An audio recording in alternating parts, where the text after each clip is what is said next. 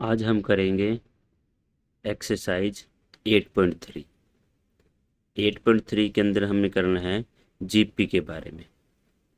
ठीक है, इसको कहते हैं जीपी, ज्योमेट्रिक प्रोग्रेशन।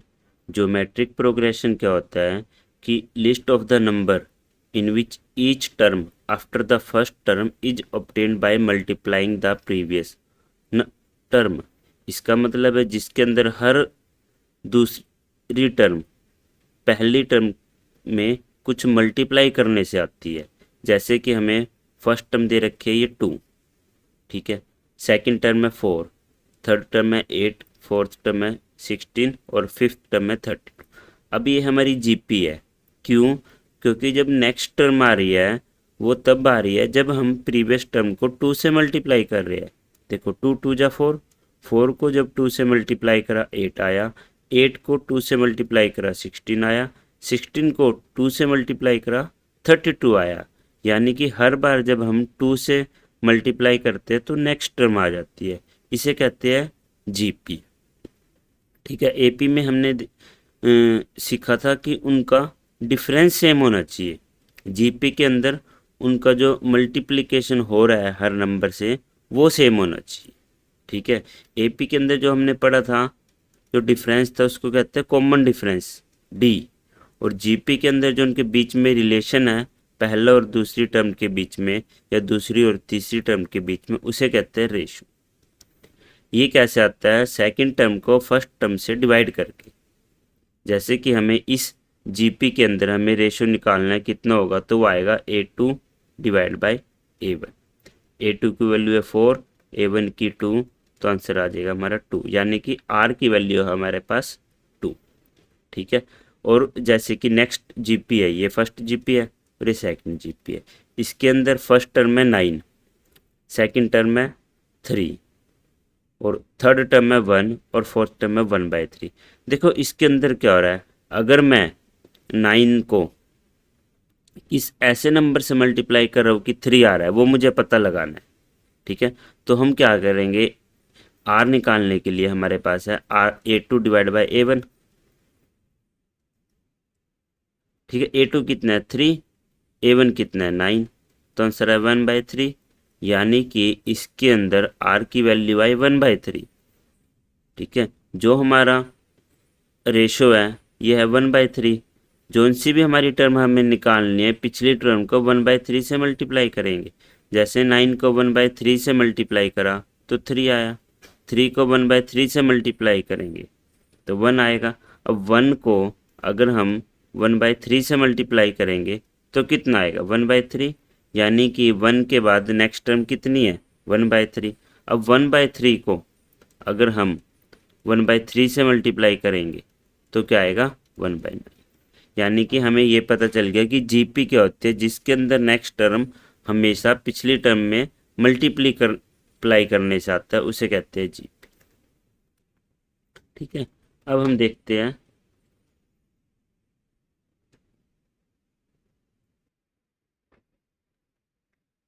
अब हमें एपी और जीपी के बारे में पता चल गया क्या डिफरेंस होता है। अब देखते हैं जीपी का क्या फॉर्मूला बनता है जो हम क्वेश्चन में यूज करें। देखो अभी हमने पढ़ा है कि A1 हमारी 2 है। ठीक है, ये हमारी जो है जीपी, इसके अंदर फर्स्ट टर्म में 2, सेकंड टर्म में 4, थर्ड टर्म में 8। तो देखो फर्स्ट टर्म में 2, सेकंड टर्म कैसे आई, फर्स्ट टर्म को मल्टीप्लाई करा 2 से, ये हमारा रेशो है। ठीक है, थर्ड टर्म कैसे आई, जो फर्स्ट टर्म है उसको 2 बार मल्टीप्लाई करा रेशो से आर। ठीक है, फोर्थ टर्म में ये कैसे आई, जो हमारी फर्स्ट टर्म है 2, इसको हमने मल्टीप्लाई करा 2 से, जो कि हमारा रेशो है 3 बार। यानी कि हमें पता चल रहा है कि जोन सी भी हमें टर्म निकालनी है, जैसे कि A4 है, तो हमें क्या करना होगा, A1 को मल्टीप्लाई करना होगा R से कितनी बार, जितनी बार ये जोन सी टर्म है उससे एक कम, यानी कि n-1। ठीक है, देखो जब हमने A4 निकाल ली थी तो R को 3 बार मल्टीप्लाई करा था ना, तो इसलिए हमारा जो ये फॉर्मूला बनता है वो बनता है AN is equal to A1 multiply RN-1। For example अगर हमें A10 निकालनी है, हमें इस जीपी की 5 टर्म दे रखी है, अगर हमें 10th टर्म निकालनी है इसकी तो वो कैसे निकलेगी।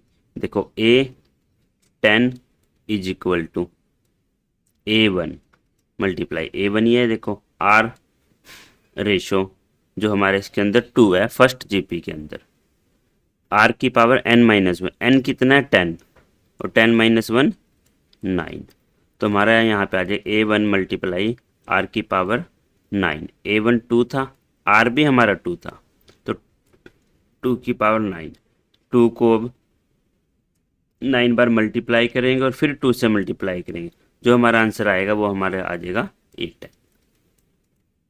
ठीक है, अब हम इसका एक और एग्जाम्पल लेते हैं कोई अलग अपनी तरफ से बना के।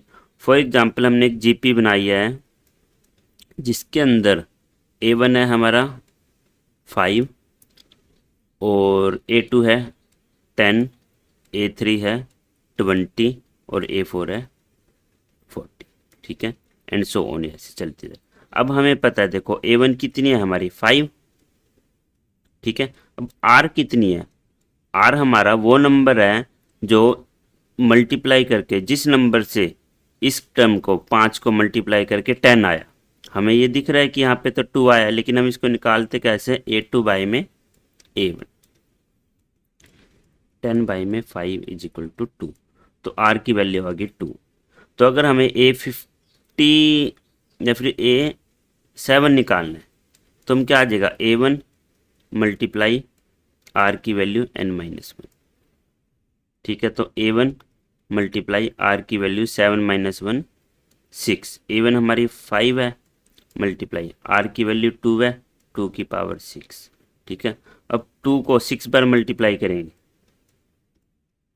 2 2 जा 4, 2 जा 8, 2 जा 16, 2 जा 32, 2 जा 64, यानी कि 5 मल्टीप्लाई 64। ठीक है, अब 5 को 64 से मल्टीप्लाई करेंगे, 5 4 जा 20, 32, तो इसका आंसर आ गया हमारा A7 320। ठीक है, ये हमारा एक जीपी का फॉर्मूला है जो हमें याद कर। ठीक है, यहाँ से हमारा बेसिक कंप्लीट है। अब हम करते इसका फर्स्ट क्वेश्चन 8.3 का, जो कि है देखो find the 12th term, find the 12th term of GP with common ratio 2 whose 8th term is 192। अब इसके अंदर देखो हमें क्या करना है, A12 निकालना है। ठीक है, हमें पता है A12 निकालने के हमारे पास A1 होना चाहिए और R होना चाहिए। ठीक, R तो हमें दे रखा है लेकिन A1 तो दे नहीं रखा, तो हम क्या करेंगे, जो A8 दे रखा है ना, यहाँ से हम A1 की वैल्यू निकाल लेंगे। देखो क्योंकि हमें दे रखे 8th टर्म दे रखे 192, तो हम लिखेंगे A8 is equal to 192, R की वैल्यू 2। ठीक है, ये दोनों हमें दे रखा है। अब हम AN का फॉर्मूला लगाएंगे, A1 मल्टीप्लाई R की पावर n-1। अब हमें पता है A8 इस पूरे की वैल्यू तो हमें दे ही रखी है 192, A1 की वैल्यू हमें निकालनी है, इसको एज इट इज लिख देंगे, और R की वैल्यू 2 है 2 की पावर 8-1। क्यों, क्योंकि जो ये 8 यहाँ पे दे रखा है 8th टर्म है, यहाँ पे n की वैल्यू 8 है तो यहाँ पे 8 लिख देंगे। ठीक है, 8-1 7, तो हमारा यहाँ पे आ गया 192 is equal to A1 multiply 2 की पावर 7। ठीक है,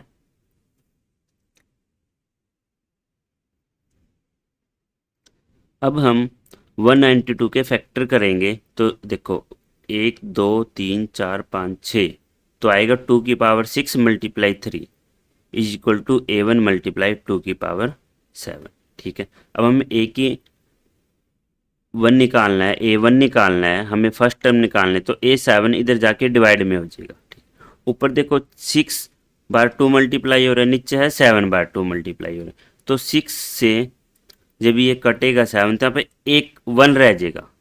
ठीक है, ये 6 और 7 को नहीं काटा हमने कि सोचो हमने किस टेबल पे काटा है। यहाँ पे 6 बार थे 2, मतलब 2 मल्टीप्लाई करके 6 बार लिखना था, और यहाँ पे 2 मल्टीप्लाई करके 7 बार लिखना था। तो 6 बार से 6 बार कटेगा तो एक 2 बचेगा, इसलिए पावर आ गई 2 की पावर 1। तो A1 की वैल्यू आ गई 3/2। ठीक है, अब हम करेंगे, हमें निकालना है अब A12। ठीक है, तो A12 का formula same, A12 is equal to ARn-, A लिखो या A1 लिखो, ए की बात है। ठीक है, A1 की वैल्यू 3/2 आ गया, R की वैल्यू 2, और n-1 कितना हो जाएगा, क्योंकि हमें 12 टर्म निकालनी, तो 12 - 1 11। तो 3/2 मल्टीप्लाई 2 की पावर 11। अब देखो यहाँ पे 2 की पावर 11 है, मतलब 2 को 11 बार मल्टीप्लाई करना है। यहाँ पे एक बार 2 है, तो एक कट जाएगा तो कितना रह जाएगा, 2 की पावर 10। तो इन सब को सोल्व करेंगे तो आंसर आएगा 3072। ये हमारी है A12। ठीक है, देखो दोबारा, हमें एक जीपी दे रखी है जिसका कॉमन रेशो दे रखा है। ठीक है, आर दे रखी है जिसमें हमें, और A8 दे रखा है। ठीक है, हमें A12 निकालना है, तो A8 से पहले हम A1 की वैल्यू निकाल लेंगे, A1 से फिर निकाल लेंगे A12 की वैल्यू। ठीक है, अब हम देखते हैं सेकंड क्वेश्चन। सेकंड क्वेश्चन देखते हैं, find the 10th and nth term of the GP 5, 25, 125। इसके अंदर क्या एक जीपी दे रखी है जिसकी पहली टर्म है 5, दूसरी 25, तीसरी 135। ठीक है, और हमें इसकी 10th टर्म निकालनी है और n टर्म निकालना है, मतलब हमें एक सिंपल एक फॉर्मूला बनाना है। क्या बनेगा, देखो सबसे पहले A10 निकालते हैं। A1 हमें दे रखी है 5, और रेशो कितना दे रखा है, रेशो हमने देखा था A2 को A1 से डिवाइड करेंगे, 25 को 5 से डिवाइड करेंगे तो आंसर आएगा 5। तो A1 5 है और R भी 5 है। अब A10 निकाल लेंगे। A10 का फॉर्मूला है A1 × R n-1। ठीक है, देखो n हमारी 10 थी तो 10 - 1 लिख दिया, तो A10 इज इक्वल टू 5 × 5 की पावर 9। अब इसको जब हम मल्टीप्लाई करेंगे हमारा आंसर आएगा ये हमारी निकल गई A10। ठीक है, अब हम करते हैं, अब इसमें निकालना है nth टर्म। nth टर्म का मतलब क्या है, देखो अब लिखेंगे A_n is equal to A1 plus A1 multiply R की वैल्यू n-1। ठीक है, A_n is equal to A1 कितना है 5 मल्टीप्लाई R की वैल्यू कितनी है 5 n-1। ठीक है, तो हमारा A1 आएगा यहाँ पे 5 × 5 n-1।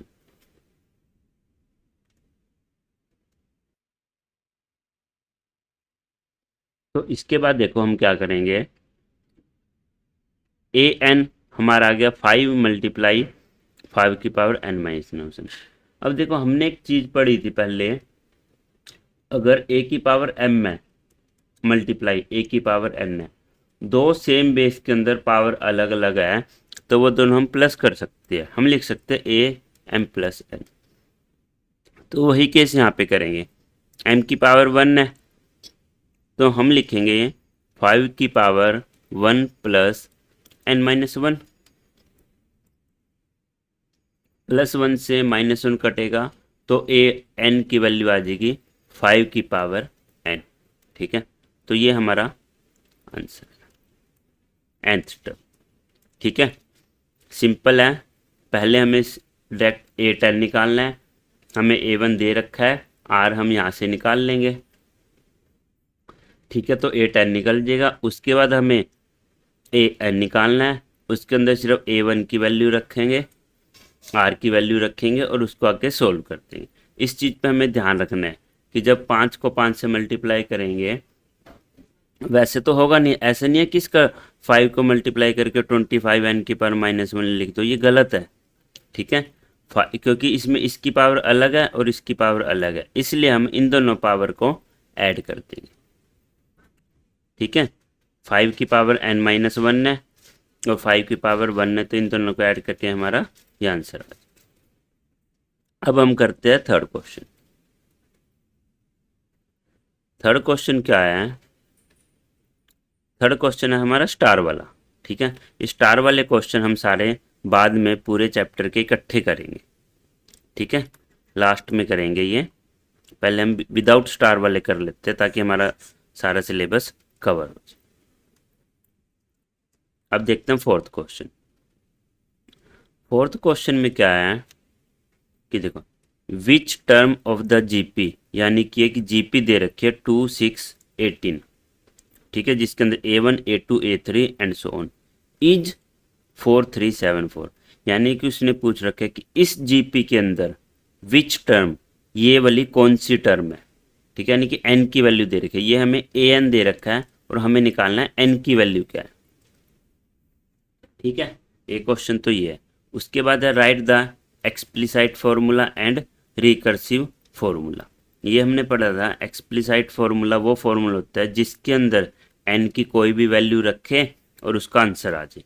डायरेक्ट हम A50, A100, A110 निकाल सकते हैं, लेकिन रिकर्सिव रूल के अंदर A110 अगर हमें निकालना है तो A109 हमारे पास होना चाहिए। ठीक है, अब हम इस क्वेश्चन को देखते हैं। A1 हमारा दे रखा है 2 और R कितनी होगी? R होगी देखो A2 बाई में A1। 2 को किससे मल्टीप्लाई करें कि 6 आया, तो इनको डिवाइड करके देख लो। 6 को 2 से करेंगे 3 आएगा। ठीक है, अब देखो 2 को 3 से मल्टीप्लाई कर रहे हैं तो 6 आ रहा है, 6 को 3 से मल्टीप्लाई कर रहे हैं 18 आ रहा है। तुम्हारी A की वैल्यू आ गई और R की वैल्यू आ गई। अब हमें निकालना है 4374 कौन से नंबर पे है, यानी कि हमें जो हम फॉर्मूला लगाएंगे AN is equal to A1 multiply R-1, ये हमारा फॉर्मूला है। और देखो AN की वैल्यू दे रखी है। ठीक है, पूरे AN की वैल्यू दे रखी है, हमें निकालनी है N की वैल्यू। ठीक है, फर्क मैंने समझाया था, AN क्या होता है और N क्या होता है। AN तो पूरी की पूरी टर्म है जो हमें दे रखी है, और N है वो कौन से नंबर पे वो टर्म है, 5वीं टर्म है, 7वीं टर्म है, किस तरीके से। अब देखो AN की वैल्यू रख दी 4374, A1 की वैल्यू 2, R की वैल्यू 3। ठीक है, यहाँ से 2 है, ये इसके डिवाइड में चला जाएगा और यहाँ पे बचेगा 3 की पावर n-1। 2 डिवाइड होएगा तो हमारा आंसर आएगा 2187। देखो 2 1 जा 2, 2 2 जा 4, 2 1 जा 2, 1 यहाँ पे बचा तो 17, 1 8 जा 16, एक इधर गया तो 1 7 जा 14, तो हमारा ये आंसर आ गया। अब देखो 2187, इस क्वेश्चन में, इस टाइप के क्वेश्चन में हर बार क्या होगा कि हम इसके फैक्टर लेने हैं। 2187, इसके जब हम फैक्टर लेंगे तो हमें ये दिखेगा सबसे पहले जा रहा है ये 3 पे। ठीक है, 3 7 जा 21, 3 2 जा 6 और 3 9 जा 27। इसको जैसे हम सोल्व करेंगे हमारे पास आएगा 3 की पावर 3 की पावर 7 और इधर है 3 की पावर n-1। ठीक है, अब हमें दिख रहा है यहाँ पे कि जब बेस सेम है और ये इक्वल में तो इनकी पावर भी सेम होनी चाहिए, तो हम लिख देंगे 7 इज इक्वल टू n-1। तो n की वैल्यू आ जाएगी -1, इधर जाके प्लस होएगा तो n की वैल्यू आ जाएगी हमारी 8। यानी कि जो हमारा ये 4374 था ये 8वें नंबर पे है। ठीक है, 4374 is the 8th term of this GP. ठीक है, अब हम देखते हैं एक्सप्लिसाइट रूल। इसके अंदर क्या है कि हमें सबसे पहले तो an का फॉर्मूला लगाना है, ये सिंपल है, ये हमारा हो जाएगा एक्सप्लिसाइट रूल।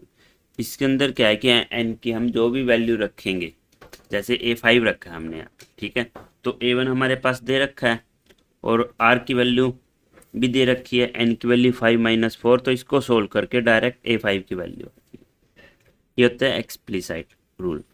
रिकर्सिव रूल के अंदर क्या होता है कि हमें उससे पहले की टर्म पता होना चाहिए, या फिर ये याद रखो रिकर्सिव में हमेशा n और n-1 की फॉर्म में आंसर आएगा, या फिर n और n+1 की फॉर्म में।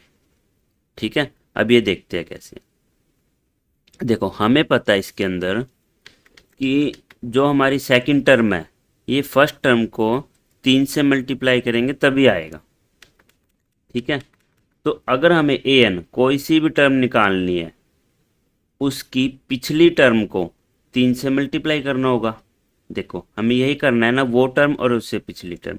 अब हमारी ए एन एक टर्म है, तो उससे उसकी पिछली टर्म कौन सी होगी, ए एन माइनस वन। इसको मल्टीप्लाई करना है 3 से, तो हमारा ये आ गया रिकर्सिव। ठीक है, इसको हम ऐसे लिख देंगे a n is equal to 3 multiply a की पावर एन माइनस वन। देखो रिकर्सिव में हमेशा एन या एन माइनस वन की फॉर्म में आएगा, इस फॉर्म में भी आ सकता है। मेथड सेकंड देखते हैं। ठीक है, ये मैं इसलिए करा रहा हूँ ताकि अगर आपका टीचर आपको किसी दूसरे मेथड से भी कराता है तो आपको कन्फ्यूजन न हो। देखो अगर हम कोई सी भी टर्म ले, उसको लिख दे ए एन प्लस वन, तो हमें पता है कि उससे उसकी पिछली टर्म कौन सी होगी, ए एन। क्योंकि अगर ये 6 है तो ये 6 प्लस 1 7 होगी, अगर ये 10 है तो 10 प्लस 1 8 होगी। हम ये भी लिख सकते हैं। अब हमने क्या करा, ये बाद वाली टर्म है, ये उससे पहले वाली टर्म है, इसको 3 से मल्टीप्लाई करना है, तभी तो हमारी ये वाली टर्म आएगी ना। अगर हम पिछली टर्म को 3 से मल्टीप्लाई करेंगे तभी तो अगली टर्म आएगी। तो हम इसको लिख सकते हैं a n plus one is equal to 3 multiply a की पावर एन। तो हमारा ये आंसर सही है। ठीक है, ये भी आंसर हमारा ठीक है और ये आंसर भी ठीक है, दोनों हमारी रिकर्सिव फॉर्म है। ठीक है, दोबारा इस क्वेश्चन को देख लेते हैं। हमें एक जीपी दे रखी थी और हमें बताना है 4374 कौन से नंबर की टर्म है। तो ए एन दे रखा है और यहाँ से हम ए एन हमें दे रखा है, तो हम यहाँ से एन की वैल्यू निकाल लेंगे। ठीक है, उसके बाद हमें एक्सप्लिसाइट रूल बताना है और रिकर्सिव। एक्सप्लिसाइट रूल के अंदर तो जो फॉर्मूला है वो लिख देंगे, रिकर्सिव हम इस मेथड से बना लेंगे। दोनों मेथड है, किसी से भी बना सकते हैं। अब हम देखते हैं फिफ्थ क्वेश्चन। फिफ्थ क्वेश्चन में क्या आया है, देखो ये थोड़ा लेंथी है और समझने में इंटरेस्टिंग क्वेश्चन है। A ball is dropped from a height of 80 metre, यानी कि यहाँ पे एक बॉल है, ठीक है, ये 80 मीटर की हाइट से ड्रॉप हुई, तो यहाँ पे ये हिट करेगी। आफ्टर हिटिंग द ग्राउंड से हिट करने के बाद it bounce back to 60% of the height, यानी कि जब वो वापस जाती है ना तो पूरी नहीं जाती, वो हो जाएगी उसकी जो पहले टोटल हाइट थी उसका 60%। ठीक है, उसके बाद अब दोबारा जब स्ट्राइक करेगी यहाँ पे जब दोबारा स्ट्राइक करेगी इस पॉइंट पे, तो जब दोबारा ये जाएगी उससे कम जाएगी और दोबारा 60% पे जाएगी, यहाँ तक गई फिर वापस आ गई। अब दोबारा यहाँ पे स्ट्राइक करी तो दोबारा 60% पे जाएगी, यानी कि उससे कम जाएगी, तो इतनी हाइट पे गई फिर वापस आ गई। ठीक है, दोबारा स्ट्राइक करेगी, ऐसे ये चलता रहेगा कि हर बार जब भी हिट करेगी तो उसके बाद जो उसकी दोबारा जितनी हाइट तक जाएगी वो उसकी होगी लास्ट टाइम का 60%। और दूसरी चीज़ जो मैंने अलग अलग लाइन बना रखी है ये सिर्फ समझाने के लिए, एक्चुअल में तो जो बॉल हिट करी है ना वो यहीं पे वापस जाएगी, यहीं से फिर वापस आएगी, फिर यहीं पे जाएगी, फिर यहीं पे वापस आएगी, फिर यहीं पे जाएगी, फिर यहीं पे वापस जाएगी। लेकिन इसको समझाने के लिए हर बाउंस को हमने अलग अलग लिख दिया। ये फर्स्ट बाउंस है, फर्स्ट बाउंस के बाद ये वाली हाइट, ये second bounce, third bounce, fourth bounce, fifth bounce. ठीक है, फिफ्थ बाउंस के बाद ये यहाँ पे जाएगी फिर वापस आएगी। ठीक है, अब हम क्वेश्चन देखते हैं। It continue bouncing in this way each time rising to 60% of the previous height. ये हमने समझ लिया है कि हर बार पिछली हाइट का 60% ही ऊपर जाएगी। अब देखो यहाँ पे जब भी अगली हाइट आ रही है तो पिछली हाइट को हमें 60% यानी कि 60/100 यानी कि 6/10 से मल्टीप्लाई करना पड़ रहा है। हर एक अगली टर्म आने के लिए 6/10 से मल्टीप्लाई करना पड़ रहा है। तो हमें ये पता चल जाता है कि ये एक जीपी है। ठीक है, जीपी के अंदर A1 हमारे 80 दे रखा है और हर बार जिससे मल्टीप्लाई करना पड़ रहा है वो क्या है 60%, यानी कि 6/10 हमारा आर है। ठीक है, देखो what height does the ball reach after the fifth bounce. अब हमें ये देखना है कि फिफ्थ बाउंस के बाद वो कितनी हाइट पे जाएगी। ठीक है, देखो फर्स्ट बाउंस इसके बाद second, third, fourth, fifth. Fifth जब यहाँ पे टकराएगी तो ये वाली हाइट हमें देखनी है कि कितनी गई है। ठीक है, देखो जब height after the first bounce जब होएगी तो हम क्या करेंगे, A1 को R से मल्टीप्लाई कर देंगे। A1 हमारी पिछली हाइट है और R हमारा रेशो है। ठीक है, तो 80 को 6/10 से मल्टीप्लाई करा तो 48 आ गया मीटर। ठीक है, यानी कि जब यहाँ से बाउंस करी तो ये हमारी थी, ये आई हमारी 48 ऊपर गई, फिर 48 नीचे आई, फिर दोबारा यहाँ पे बाउंस करेगी। तो अब 48 का मल्टीप्लाई करेंगे 6/10 से, यानी कि सेकंड बाउंस जब आया तो पिछले हाइट थी 48, इसको 6/10 से मल्टीप्लाई करा तो आंसर आया 28.8। अब एक और चीज़ याद रखो, देखो ये हमारा है फर्स्ट बाउंस के बाद, ये है सेकंड बाउंस के बाद। ये मत सोच लेना कि ये थर्ड बाउंस है। ठीक है, थर्ड बाउंस जब होएगा उसके बाद अगली जो है लाइन वो शो करेगी कि उसकी कितनी हाइट है। ठीक है, तो ये सेकंड बाउंस हो गया हमारा। अब थर्ड बाउंस पे देखो, थर्ड बाउंस पे भी सेम होएगा, पिछले वाली जो हाइट है उसको 6/10 से मल्टीप्लाई कर देंगे तो ये आंसर आ। अब फोर्थ बाउंस है, फोर्थ बाउंस में जो थर्ड बाउंस की हाइट थी उसको 6/10 से मल्टीप्लाई करेंगे तो ये आंसर आएगा। यह है फिफ्थ बाउंस। अब फिफ्थ बाउंस में क्या हुआ कि जो फोर्थ बाउंस की हाइट थी इसको 6/10 से मल्टीप्लाई करा तो ये आ गया 6.2208। इसका मतलब क्या है, देखो फर्स्ट बाउंस ये था, फर्स्ट बाउंस के बाद ये है, सेकंड बाउंस के बाद ये है, थर्ड बाउंस के बाद ये है, फोर्थ बाउंस के बाद ये है। ठीक है, अब फिफ्थ बाउंस यहाँ पे होएगा तो उसके बाद आएगी ये वाली हाइट, तो ये हमारी आई है 6.2208। तो ये हमारी आई है 6.2208। देखो यहाँ पे गई और फिर वापस भी आएगी जब सिक्स्थ बाउंस होएगा उसको। पहले तो हमारा फर्स्ट का आंसर आ चुका है कि फिफ्थ बाउंस के बाद कितनी हाइट तक गई है, वो 6.2208 तक। ठीक है, ये हमारा आंसर है।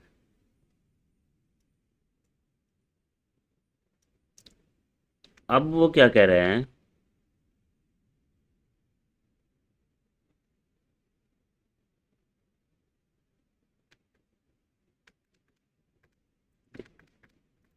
what is the total vertical distance of the ball has traveled by the time it hit the ground for the sixth time।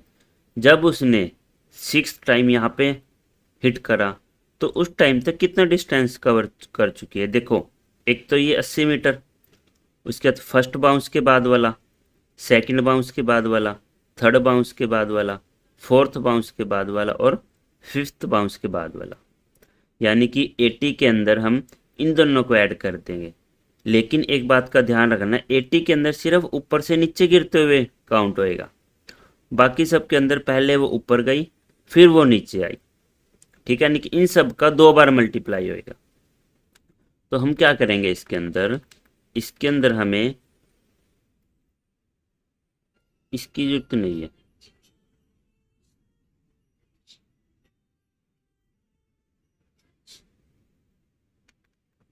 देखो टोटल वर्टिकल डिस्टेंस हम क्या करेंगे, पहले तो हम 80 को प्लस करेंगे, 80 प्लस, अब इसको भी 2 से मल्टीप्लाई करेंगे जितने हमारे आए, इसको भी 2 से मल्टीप्लाई करेंगे, इसको भी 2 से मल्टीप्लाई करेंगे, थर्ड बाउंस को भी 2 से, फोर्थ को भी और फिफ्थ को भी।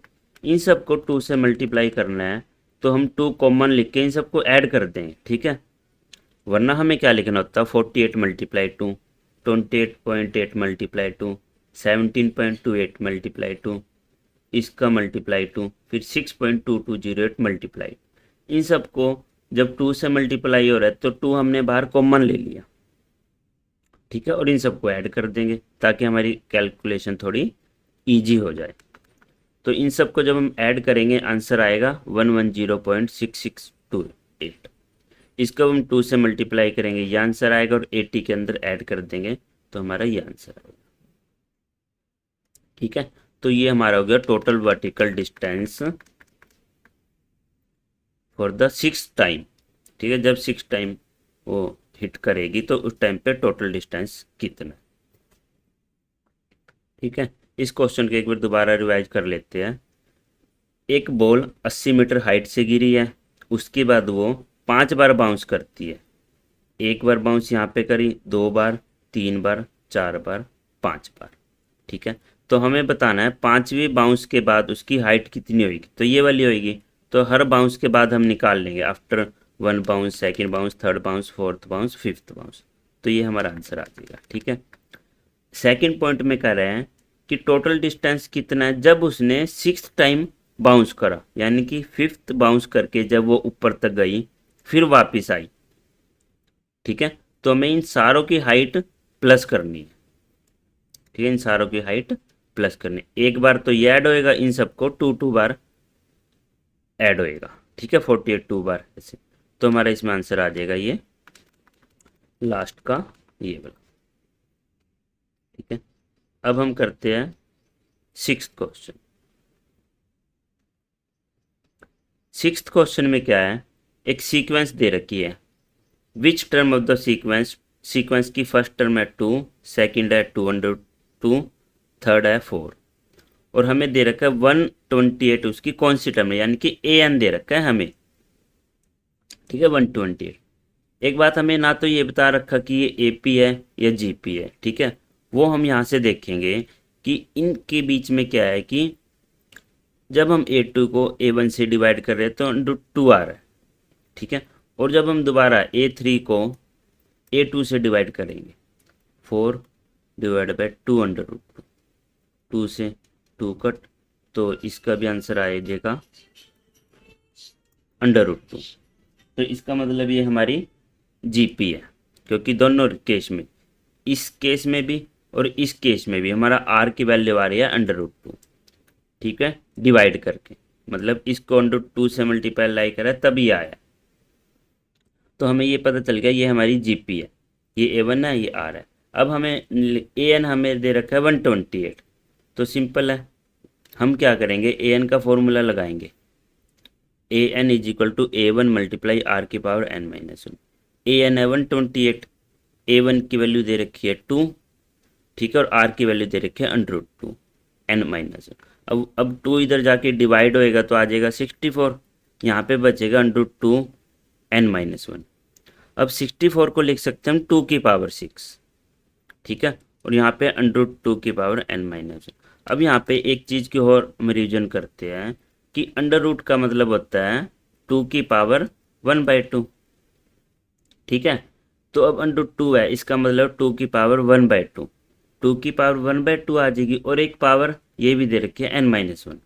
तो हमने पहले ये सीखा था कि अगर कोई नंबर है a, उसकी पावर है x, और उसकी भी एक ब्रैकेट है और बाहर पावर है y, तो क्या करते हैं कि a की पावर x मल्टीप्लाई y हो जाता है। ठीक है, वो चीज़ हम यहाँ पे करेंगे। 1/2 को मल्टीप्लाई कर दिया n-1 से, क्योंकि 1/2 2 की पावर है और उस पूरे की पावर है n-1, तो इन दोनों को मल्टीप्लाई कर देंगे। अब देखो यहाँ पे बेस 2 है, 2 की पावर 6, 2 की पावर ये, जब ये दोनों सेम है तो इनकी पावर भी सेम होएगी।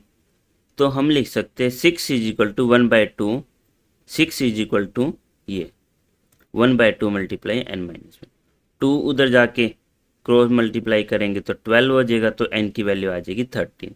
तो 128 है जो हमारी 13 टर्म है, 128 is the 13 term of the AP।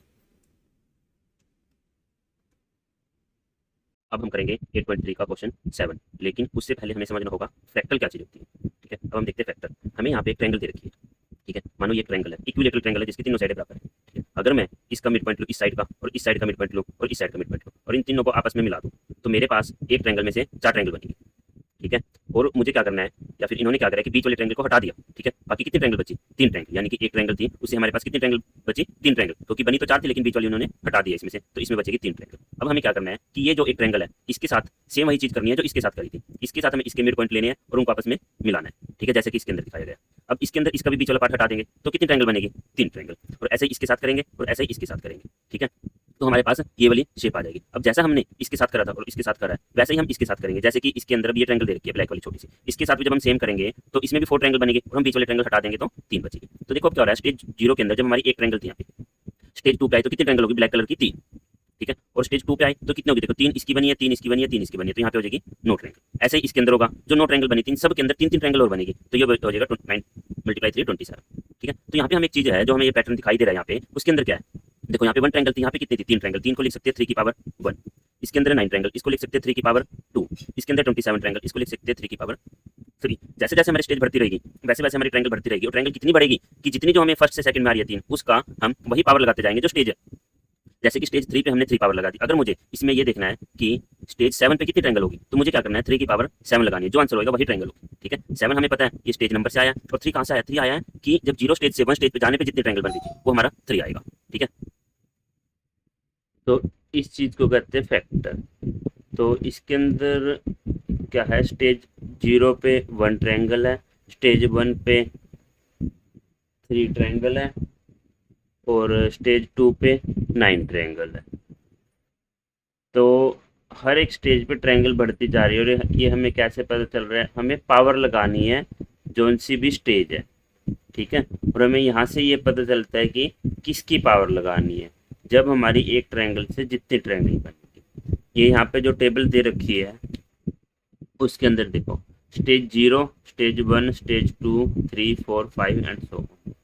अब इसके अंदर क्या है, number of the black triangle in stage 0, 0 पे 1 थी, 1 को हम 3 की पावर 0 भी लिख सकते हैं। स्टेज 1 पे कितने आएगी, 3 की पावर 1, स्टेज 2 पे 3 की पावर 2। ये 3 कहाँ से आया, हमारा 0 से 1 की स्टेज में हमें पता चल रहा है कितने ट्रायंगल बन रहे हैं। ठीक है। ये हमारा आ गया number of A black triangle कितनी बनेगी किस स्टेज में। उसके बाद देखेंगे शेडेड एरिया। अब ये एक चीज़ और है सीखने की कि देखो, अगर स्टेज 0 के ऊपर जो ट्रायंगल है इसका एरिया अगर 1 है, ठीक है, अगर इस ट्रायंगल का एरिया 1 है, ठीक है, और मैंने इस ट्रायंगल के 4 हिस्से कर दिए, ठीक है, ये 4 सेम ट्रायंगल बना दी, तो एक का कितना होगा, 1/4 है ना, एक का 1/4 होगा ना। और हमें 3 का देखना है ब्लैक ट्रायंगल, 3 को जब हम ऐड करेंगे, 1/4 को 3 बार ऐड करेंगे तो आंसर आएगा 3/4। ठीक है। तो हमारा स्टेज 1 पे जो हमारा एरिया होएगा वो होएगा 3/4। इसको ऐसे भी याद रख सकते हैं कि 1/4 को 3 बार ऐड करना है। ठीक है।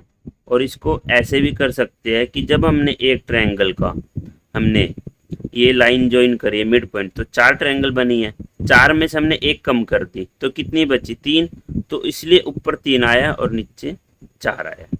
बाकी इसके अंदर सेम वही पैटर्न है जो हमने यहाँ पे करा था। जैसे कि स्टेज 1 के अंदर हमारे कितने शेडेड एरिया, जो शेडेड एरिया कितना है 3/4। स्टेज 2 के अंदर क्या बनेगा, 3/4 का स्क्वायर। ठीक है।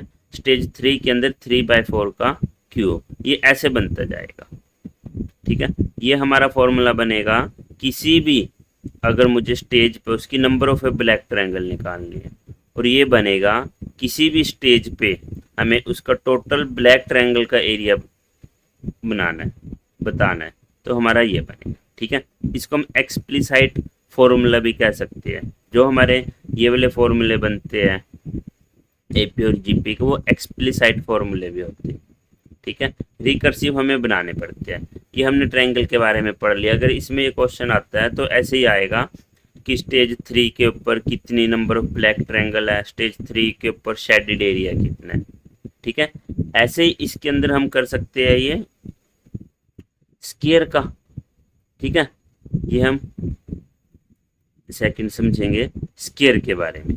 ठीक है। स्क्वायर के अंदर भी देखो सेम चीज़ है। अब उन्होंने क्या करा, यहाँ पे ना 2 पॉइंट लगाया, मतलब इसको ट्राइसेक्ट करा है 3 इक्वल हिस्सों में, यहाँ से भी, यहाँ से भी, यहाँ से भी, और यहाँ से भी। उसके बाद क्या है कि अब जब हम इनको मिला देंगे आपस में, ये ऐसे मिला दिया, ये ऐसे मिला दिया, ये ऐसे मिला दिया, और ये ऐसे मिला दिया, तो क्या होगा, 9 ट्रायंगल बनेगी ऐसे। और क्या करा, बीच वाले 9 स्क्वायर बन गए। ठीक है। तो हमने क्या करा, और बीच वाले स्क्वायर को हमने हटा दिया इसको, तो कितने बने हैं अब, ये 8 रह गए। रेड स्क्वायर कितने रह गए, 8। यहाँ पे कितने थे, 1, और यहाँ पे कितने रह गए, 8।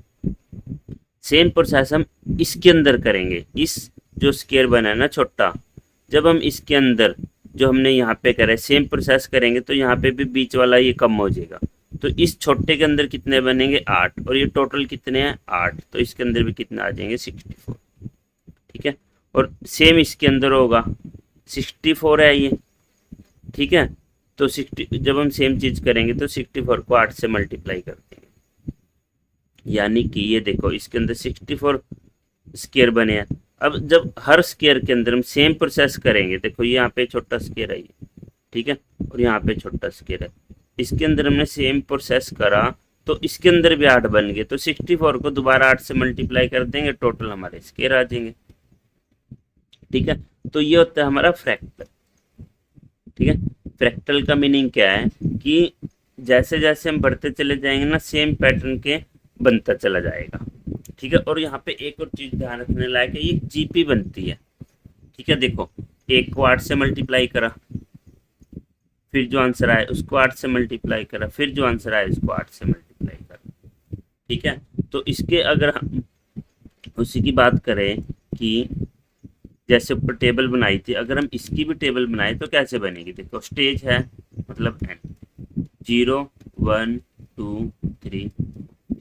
अब यहाँ पे पूछे number of red square, number of red square कितने होगा, 0 स्टेज पे कितना था 1, और 1 स्टेज पे कितना आ गया 8। देखो यहाँ से हमें पता है यहाँ पे जाने पे 8 आया है, तो अब हर बार क्या करेंगे 8 का यहाँ पे 1 यहाँ पे स्केयर, और 8 का क्यूब, और 8 का 4।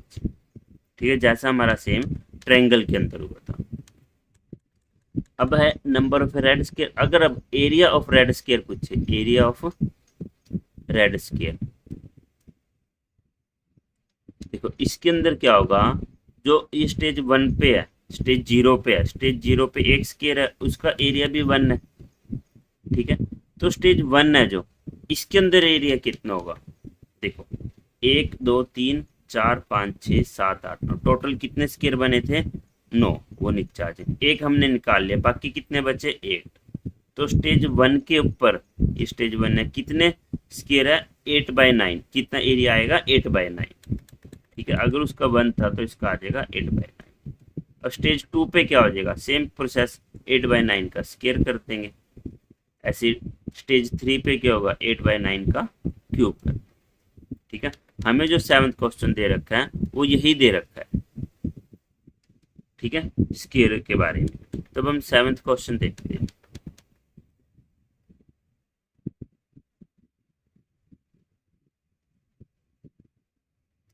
देखो उन्होंने क्या रखा है, figure 8.12 so stage 0 to 3, 0 1 2 3 stage दे रखे of the Sierpinski square carpet. ठीक है, इसका मतलब ये fractal, stage 0 of this fractal is a square sheet, stage 0 एक स्केयर शीट है। टू कंस्ट्रक्ट स्टेज 1, स्टेज 1 के लिए each side of the square is trisected, 3 बार उसको कट करा एंड पॉइंट को मिला दिया। ठीक है, उसके सेंटर स्केयर को, ये जो सेंटर स्केयर है इसको रिमूव कर लिया जो हमने अभी समझा। ठीक है, उसके 8 स्मॉलर स्केयर बनेंगे दोबारा।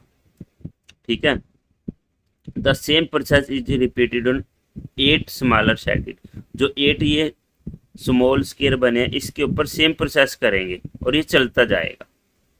ठीक है, तो अब हमें क्वेश्चन देखना क्या करना है, how many red square are there in stage 0 to 3। हमें पता है स्टेज 0 पे कितना है 1, स्टेज 2 पे कितने स्केयर है 1 2 3 4 5 6 7 8। ठीक है, कितने हैं 8। स्टेज 2 पे कितने बनेंगे 8 का स्केयर। अब 3 पे कितने बनेंगे 8 का। ठीक है, तो फर्स्ट पॉइंट हमारा ऐसे हो जाएगा, ये हमने ऐसे कर रखा है, number of the red square at the stage 0 1, stage 1 पे कितना हो जाएगा 8 की पावर 1, स्टेज 2 पे 8 की पावर 2, स्टेज 3 पे 8 की पावर 3 स्केयर। ठीक है, ये हमारा आंसर हो जाएगा फर्स्ट पार्ट।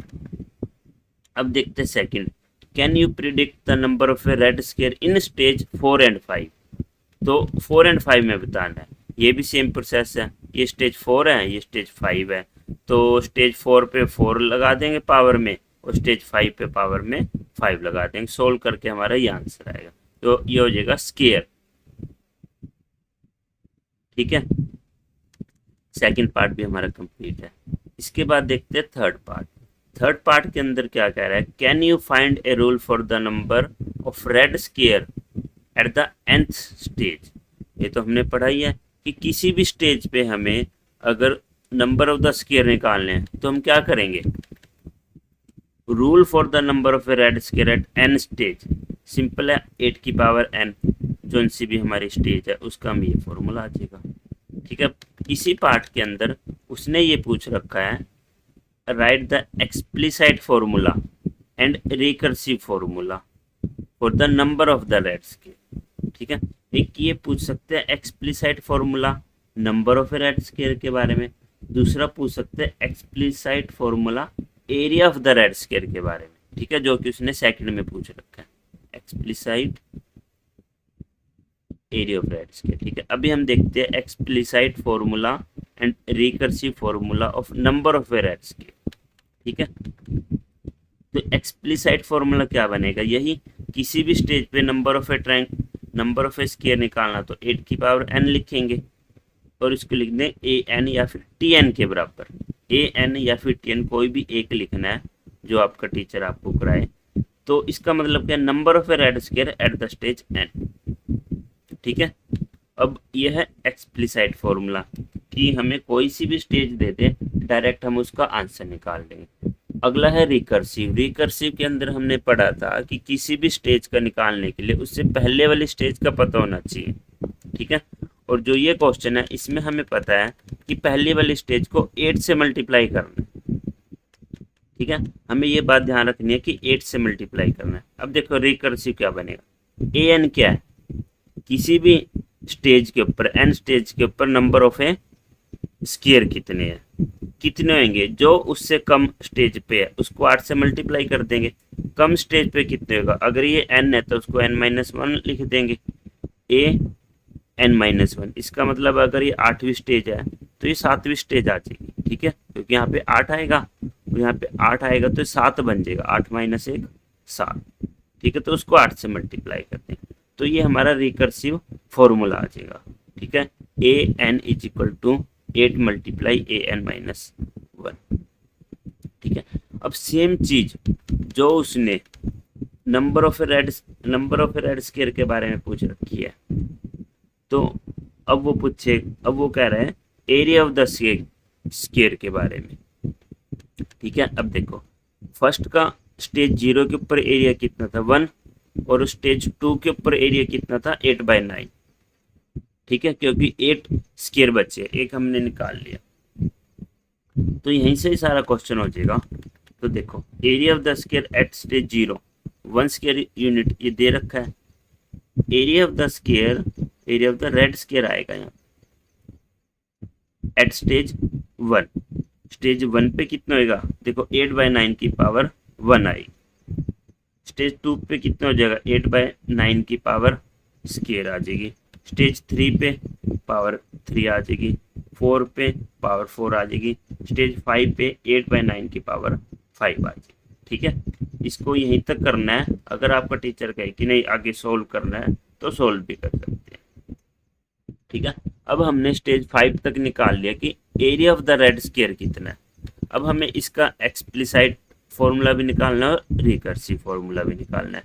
एक्सप्लिसाइट फॉर्मूला वो फॉर्मूला होता है जो हम नॉर्मल किसी भी n स्टेज पे निकालने के लिए लिखेंगे। ठीक है, जो हमने ऊपर कर रहे थे। देखो अब ए एन का मतलब है किसी भी स्टेज के ऊपर, मान लो ये 10 है, 10 स्टेज के ऊपर एरिया कितना आएगा, तो हमने अभी सीखा है कि 8/n की पावर 10 कर देंगे तो यहाँ पे जो आएगा वो यहीं पे आ जाएगा। तो हमारा एक्सप्लिसाइट फॉर्मूला बनेगा a n is equal to 8/n की पावर 8/9 की पावर n। ठीक है, अब रिकर्सिव फॉर्मूला हमारा क्या बनेगा, हमें पता है किसी भी स्टेज पे एरिया कितना है। ठीक है, उसके बाद क्या करेंगे, उसकी कम स्टेज वाले को 8/9 से मल्टीप्लाई कर देंगे। ठीक है, यही हो रहा था ना ऊपर। देखो इसके अंदर क्या है कि मानो हमें 8/9 आया, अगर हम इससे इस पे जाना है तो 8/9 को 8/9 से मल्टीप्लाई कर देंगे। ऐसे जब हम इससे जाना है तो 8/9 से मल्टीप्लाई कर देंगे। यहाँ पे हमारा रेशो 8/9 आया हुआ है, ठीक है। तो अब हमने क्या करा, ये हमें किसी भी स्टेज का निकालना है, उससे एक कम स्टेज को 8/9 से मल्टीप्लाई कर देंगे तो हमारा ये आंसर आ जाएगा, ठीक है। और ए एन क्या है, area of the red square at stage N, कि किसी भी स्टेज पे हमें उसका एरिया निकालना हो रेड स्क्वायर का। अब उसके अंदर एक चीज और पूछ रखी है फोर्थ पॉइंट के अंदर, देखो थर्ड भी हमारा हो गया था, अब हमारा फोर्थ चल रहा है। लास्ट में देखो, what happens to this area as N the number of stage goes on increasing. अगर नंबर ऑफ द स्टेज बढ़ते रहेंगे तो एरिया के साथ क्या होगा। देखो हमें पता है जैसे हम बढ़ते जा रहे हैं हमारा एक एक स्क्वायर कम होता जा रहा है उसके बीच में से जो नई बनती है। तो इसका मतलब है कि एज एन इंक्रीज, जैसे number of the stage increase होंगे area of the red region decreasing, ठीक है, वो कम होता रहेगा, ठीक है। ये हम हमारा क्वेश्चन 7th कंप्लीट हो गया। इसके अंदर हमारा स्क्वायर के बारे में भी आ सकता है और रेक्टेंगल के बारे में भी आ सकता है। 99% चांस है हमारा इन दोनों के बारे में, इन दोनों में से किसी एक का ही क्वेश्चन आए, ठीक है, जो हम दोनों कर चुके हैं। जितना समझ आ गया है उसको ध्यान से प्रैक्टिस करनी है और फिर ये चैप्टर तुम्हारा कंप्लीट। वीडियोस बनाने हैं, फिल्मोरा है ना।